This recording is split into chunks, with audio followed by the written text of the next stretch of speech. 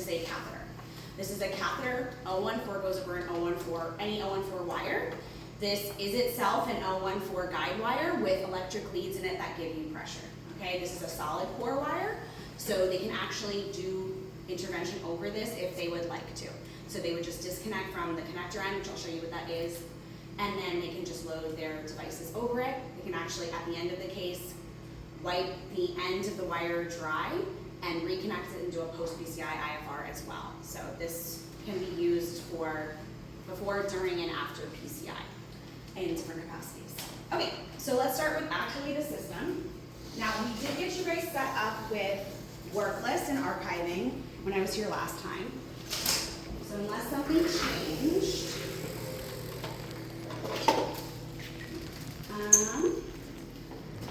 it should be set up there. Is it okay to go here? Yeah, that's fine. Okay. So, there you go. First thing you're gonna do is plug it in, obviously. Power button is here.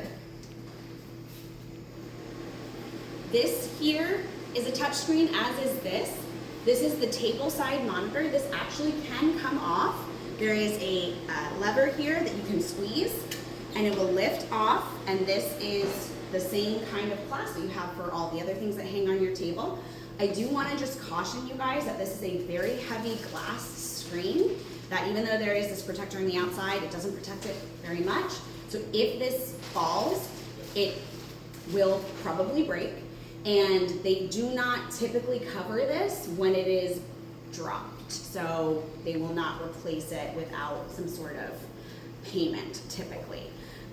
So the best way to move this is, obviously, we squeeze, get the lip here, the square edge, over the square edge, and rest it before you can let go of the clasp here, but before you completely let it go, give it a squeeze, make sure it's on there, and then you can let it go. Okay, this does take a little bit longer to boot up than this screen, that's why this is still black, but give it a second, it'll be on. So whole system starts up in about 90 seconds, including this. This takes about 40 to 60 seconds. If it's taking longer than that, there's something wrong. This is a new system, that shouldn't happen. Okay. All right, so this is your home screen. You can obviously hit new case or previous cases. So we're doing an in-service on how to do a new case. We'll do archiving at the end. That's what the previous case is for, to review and to archive. Okay, so we're gonna hit new case. Up at the top here, you have enter patient information. That's where you're going to obviously enter the patient information. However, we do have work list set up for you guys. So what you can do is, did we put a label on which one this is? It's over here. I don't know if it's 320, it might be all of them. Oh wait, this is not, this is That's right here. this is the, display. Sorry.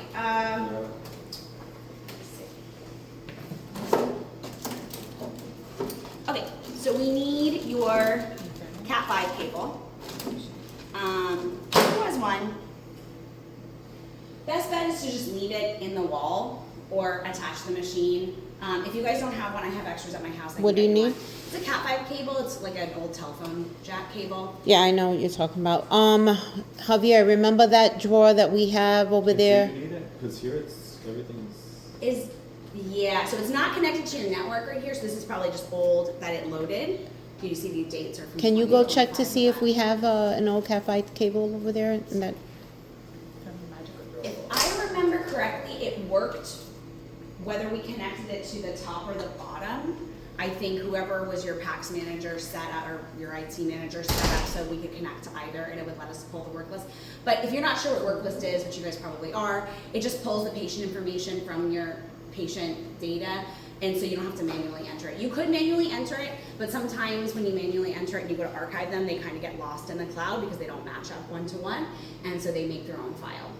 So it's nice to use work list, and then you also don't have to physically type it in, but let's just pretend you don't have work list working and you were going to have to manually type it. It's pretty intuitive, but you just click on the left side, and then on the right side you're going to see your ability to type in the information. On-screen keyboard. You cannot put patient information in on this TSM. That's the only thing you can't do on the TSM. Okay, so just Somebody who is non-sterile will have to just type this in manually if you guys don't have work list running. Perfect. Yes, yeah, you just need a basically straightforward. It's a old telephone school line, because it's a data, you're transferring data. Yep, exactly. So let's just see if we're pulling. Maybe you don't have any patients in here though.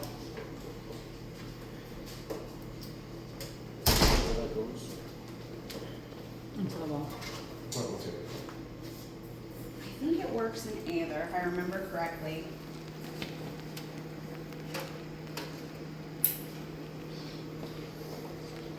Just see. Yep, okay, so now it's working. The reason I know it's working is because it gave me a green check mark here. So that just tells me that it's pulling from your system, or from your network. So basically you would just pick any of your, whatever case it is, and it will, so I'll pick a patient, so you can see, and then follow the blue, so hit select, and it will populate all the information it has, okay? This is probably a fake case based on the fact that there's no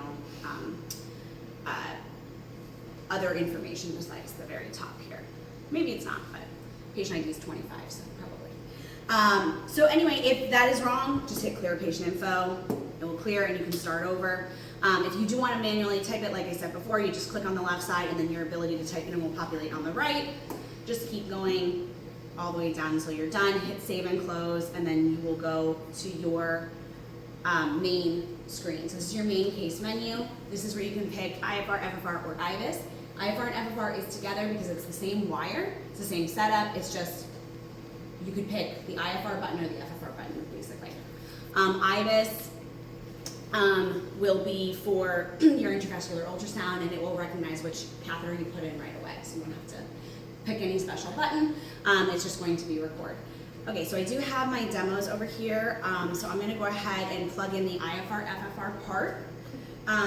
For IFR FFR, you do need to connect your hemo cable. You do not need to do this for IVUS. This is only for IFR FFR.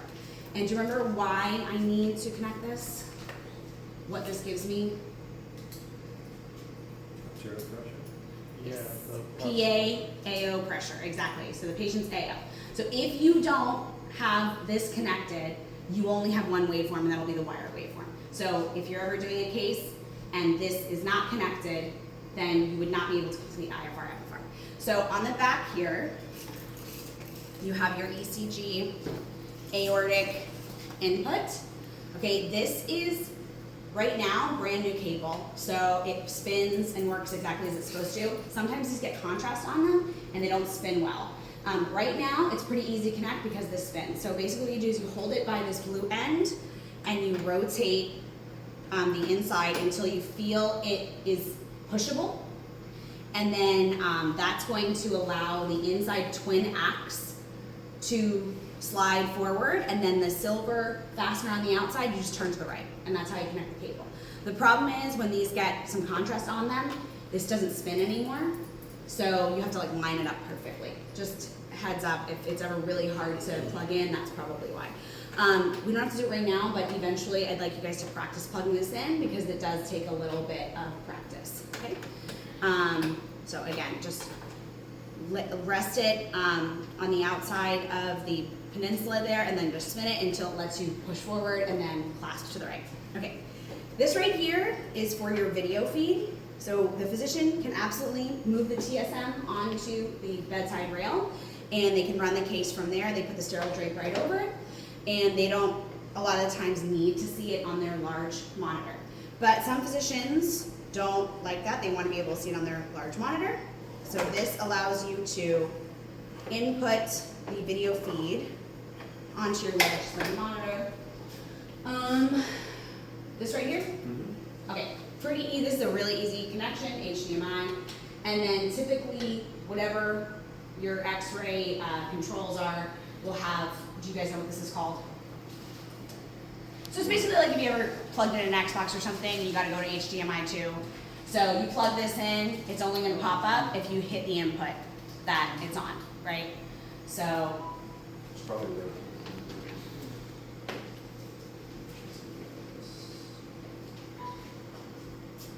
There you go, whatever is the top there. Do you know what that input's called?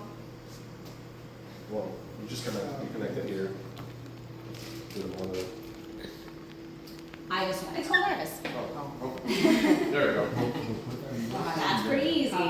So they named this IVUS. But here's the thing, actually, you guys can connect other things to this as well. So that's why they don't normally name these like IVUS, like Philips is an X-ray company as well. They always give them either numbers or colors, so like that'll be like blue. Because yes, you can connect our IVUS to it, but you could also connect like an ultrasound or, you know, an echo, whatever, to those as well. So if you ever do need to connect something else to it, you can, it will work. It's just that obviously this is mostly going to be used for your IVUS system. Okay, so that's actually all the setup for getting these plugs in the back. Now we'll work on the front here. You have your IFR, FFR PIM, this is called the FM PIM, and then you have the IVUS PIM. Okay, the IVUS, bigger, FM PIM, smaller. It used to be called the PIM and the PIMette. Okay, now this system it's FM PIM and IVUS PIM. So basically, the smaller one has the connection for the wire on the side. The IVUS has the connection for the IVUS catheter on the top. That you can't accidentally plug one into the other. It's a completely different connection. So if ever somebody puts the wrong PIM on the side, it's going to be pretty easy for you guys to tell that it's the wrong one. So whichever one you're doing, go ahead and hang this on the rail. The back of the rail closest to the access site is usually the best place for it, so the physician has the most amount of slack that they can get. There is what we call the pigtail end, and then the actual cable end. So this is called the PIM, FM PIM cable, and this is the pigtail. So the pigtail just has a little bit that comes out of the bottom like a tail, and there's a connection here. So this isn't going to come in handy too frequently for you guys because you guys only have one system. But basically, if ever there was something wrong with this, it was broken, we can replace this and not this, and vice versa. So just letting you know that's the connection there. Sometimes if you guys call me for troubleshooting, I will ask you to disconnect at the pigtail end. I'm talking about right here. That's because sometimes if there are errors, they don't clear unless we disconnect it for whatever reason, for computer reasons that I don't fully understand. But same thing with the IVUS PIM. Much more frequently, that issue is going to be on the IVUS side. If you get an error with an IVUS catheter, it will not clear most of the time unless you disconnect and reconnect. So basically, you get a bad IVUS catheter, it happens, there's something wrong with it, the system recognizes there's something wrong with it, they don't want you to use it, so it gives you an error. Discard it, we will replace it, save it, call us, give us the serial number, we'll get it replaced for you, okay? But that error is going to stay on the screen until you disconnect and reconnect at the pigtail end. So what that means is all very simple. It has a clasp that says release. Turn that to the right, disconnect it, and then reconnect it, just in the opposite direction, okay? I can have you guys practice that as well, the text. Pretty simple. I will say that this does break occasionally. It will, so it's this clasp here, this specific clasp. The cable itself will still work, it just won't stay put, and we will replace those cables for you, at least while you have a service contract, which is the first year. So then after that, just let me know. I'll do what I can. So right here it says connect to PIM. Okay, now it's recognizing that there's a PIM. It's always going to say that at the beginning. Okay, now we're going to prepare and connect the catheter we'll start with IVUS. Okay, so with IVUS, very straightforward, very easy prep. This is a plug and play catheter. Okay. Open up the sterile package, drop it in the sterile field. Okay, it's going to come assembled. My catheter's a little beat up now, sorry. But very simple, you just go ahead right away, you're gonna take the catheter out of the tube housing. You do wanna give it a quick flush, but it does not require excessive flushing, and it does not need to be done through the tube housing. Okay, so you'll actually take the last time I had it at the table, my stuff kept falling. Okay. So anyway, quick, I don't even think I need to show you guys. I'll show the text if you guys need me to. But pull it out. There's a stylet. Take the stylet out of the tip and then just do a quick flush on the monorail. This can go right on your syringe, and you can just put the tip of the catheter inside there. This is supposed to protect the transducers on the tip of the catheter. Very common for physicians or for the lab staff to forego this and just put the catheter tip directly inside the syringe. If you notice that you're getting a lot of damaged IVUS catheters, you might want to start using this, but I haven't noticed. These things are pretty tough, okay? And then that's pretty much it. So you're going to hand this over the rail, that's the prep, hand this over to the circulator. They're going to plug, this would be on the back of your rail here, and you're going to plug it in. While you're on the IVUS screen, you're going to hear a click. It's going to recognize that a catheter's been plugged in. It's probably going to tell me that I can't use this because, oh, all right, never mind. I guess I haven't used this one here. Usually the demo catheters, you only get one shot at them, and they won't let you use them in the same system. But I guess I haven't used this one here. So anyway, so there you go. You have a image on the screen, the cross-sectional image, and you're ready to insert into the wire. So you're just going to hand that over to the physician. It's going to go right over a 014 wire. And the only additional step that you need to do to prep before imaging is to ring down. So the ring down, this is a plug-and-play IVUS catheter. The reason that's as opposed to something that requires tubing and a motor to be pulled back. So the motor spins the catheter as it pulls it back. And that requires tubing and making sure it's in a closed environment with saline. This doesn't need that because instead of having one transducer that needs to be spun, this has 64 transducers in a circle so that it can create the 360-degree image without needing the motor. That being said, those 64 transducers interact with each other, and that's called the ring down artifact. So it's basically just these transducers interacting with each other. The way to get rid of that is by hitting this ring down button. But you do want to hit the button at the right time. So basically, you want to be inside the body, but outside of the guide catheter. Ideally, you want to hit that button when you are in the left main. You can hit it in the aorta. You can hit it in the ostial RCA. But you just don't really want to be in the guide catheter or in a very tight spot of the lesion, because when these are touching something, the system is digitally removing it, and it just makes it harder for it to remove it. So it might just stay on the screen, this artifact here, and it might affect the ability of the physician to interpret the image. But honestly, this is very simple. Hit it. If you hit it at the wrong spot, hit it again, it comes back. Hit it again. So it's just hit it an odd number of times. You can't do it too many times, but just so that way the entire artifact goes away. Okay? No big deal, just make sure you remove that before you start recording, because if it's on the recording, you can't remove it after the fact. All right, so I'll just show you how we run the case. The physician is going to advance the catheter distal to whatever they would like to image. They'll ask you, or they will, hit the record button. Most of the time they're gonna ask you guys, and hit record. Then they'll start manually pulling back from distal to proximal until they get back into the guide catheter. When they're in the guide catheter, you'll hit stop, and then it's going to automatically start playing through what they just recorded. Because this is a video playing through here, this is the beginning of our recording, and this is the end of our recording, which means this, they did a pullback, is the most distal, and this is the most proximal, okay, because they did a pullback. If you have a physician who is recording while advancing, because sometimes they do that, and sometimes they do it for good reason, then it would be the inverse, right? So this would be more proximal, and this would be more distal.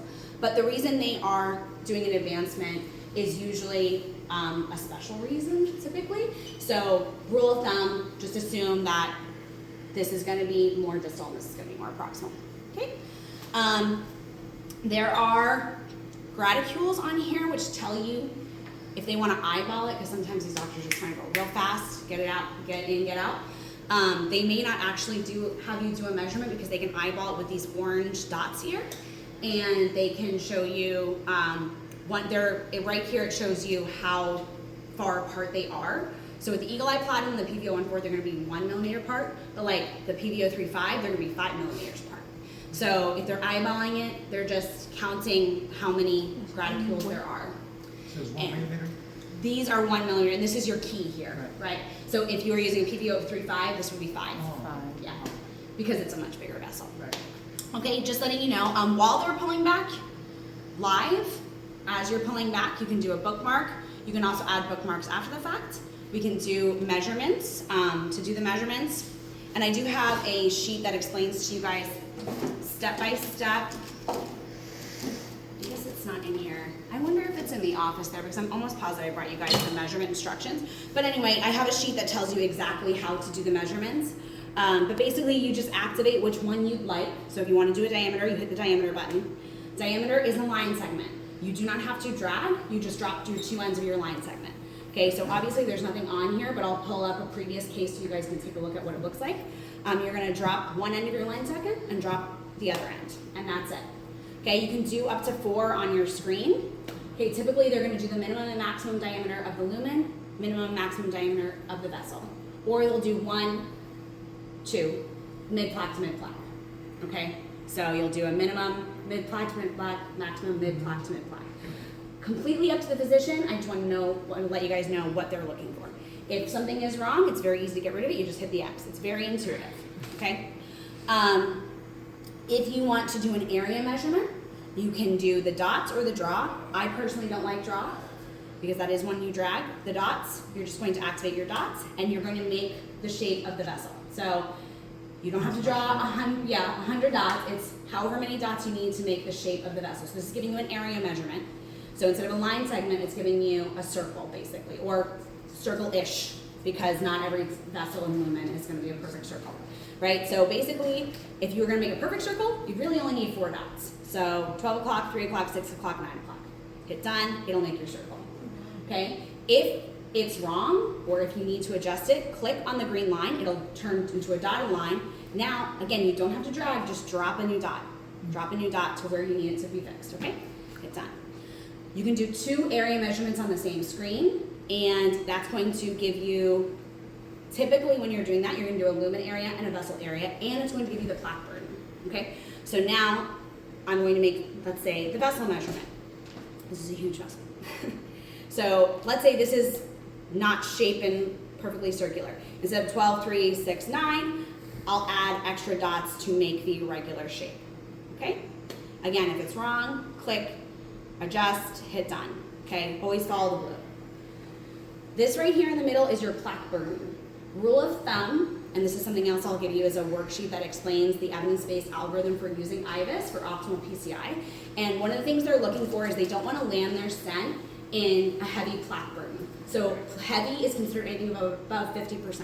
That means there's too much plaque in this area, and this is going to be prone to complications of stent implantations. They can get edge dissections, they can get stent thrombosis. There are other things that can happen, basically restenosis. You also possibly didn't cover all of the disease and your stent needed to be longer. So there's all sorts of reasons why they don't want to land in 50%, but the way that you know what the percentage is you put 2 area measurements on the screen and it tells you in the middle here, okay? Area measurements are also really nice because remember I told you that they're using the diameters for stent sizing. When you have to do the line segment, typically the diameters they use is the minimum and the maximum, and they average those. Not always, but that's like a rule of thumb that the physicians are using. When you are doing the diameters yourself, every circle has 360 possible diameters. You have to decide what the min and the max of those 360 are when you're doing the diameters. When you do the area, it calculates it for you. So you don't have to pick. Sometimes physicians are impatient and they don't want to wait for you to draw your perfect circle, and that's why the diameter is nice. But this gives you all of the information in one measurement, including the plaque burden, so I prefer to do this if I have time. But if I have an inpatient physician, diameter's fine. Mm-hmm. We have cases in there, right, that we reported? I'm not sure what they are, but yes, there are cases. Can you play around with that in one of those cases? Or Yes, yes, actually, let's go ahead and do that. Yeah. So you can see what we're looking on. Oh, it won't let you end a case without a patient ID. Right. So I'm just gonna put zeros in or whatever, it doesn't matter. I'm gonna delete it anyway. Because it will be beneficial for the team to be able to play around with that, you know. You know what? We don't have one. However, let's just do a demo case. Demo, yeah, that's the one that I was talking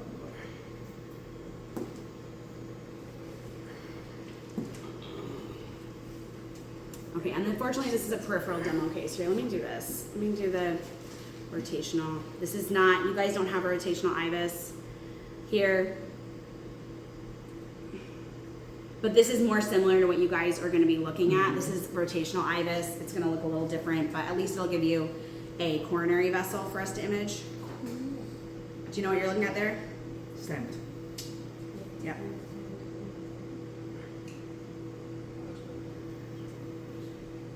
Oh, they didn't give us any plaque on this one? No. That's a bifurcation there coming in. Oh, that's really annoying. They didn't give us any plaque. That wasn't the in the system already installed? Yeah, it's a demo, Demo? yeah. That's annoying. Mm-hmm. I wish they would give us some plaque for you guys to measure. Here, you know what? Let's go to the digital one. It's gonna be a peripheral vessel, but at least there'll be some stuff for us to measure. For peripheral, they usually don't remove the ring down artifact. They feel like they don't have to because the image is so much bigger. I don't know what this is. Is this like an iliac or something? Mm-hmm. Looks like it. They do not cross train us. I do not do peripheral cases. I'm sorry. If they do arteries, I can usually figure it out, but okay. These are terrible cases. I'm sorry, guys. Let me,